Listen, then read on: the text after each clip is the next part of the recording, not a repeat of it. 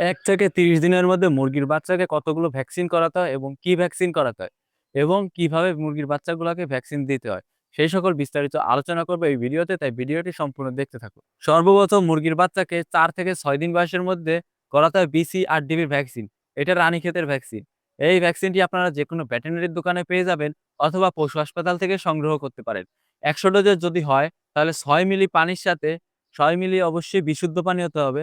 এই বিশুদ্ধ পানির সাথে ১০০ ডোজের রানীক্ষেতের ভ্যাকসিনটি গলিয়ে মুরগির চোখে ১ ফোঁটা করে দিবেন অথবা মুরগিকে খাওয়াই দিতে পারেন ১ ফোঁটা করে।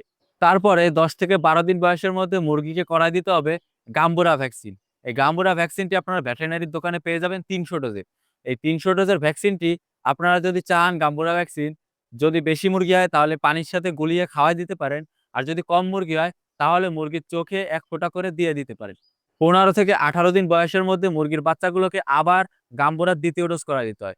এই ২য় ডোজ যদি করাতে চান করাইতে পারেন, না করালেও আহামরি কোনো সমস্যা নাই। ১ম ডোজ যেভাবে পানির সাথে গুলিয়ে যদি খাওয়াই দিয়ে থাকেন, এই ২য় ডোজও পানির সাথে গুলিয়ে খাওয়াই দেবেন। ২১ থেকে ২২ দিন বয়সের মধ্যে রানীক্ষেতের BCRDBর ২য় ডোজটি করায় দিতে হবে। এই ডোজটিও আপনারা পানির সাথে গুলিয়ে খাওয়াই দেবেন মুরগিগুলাকে।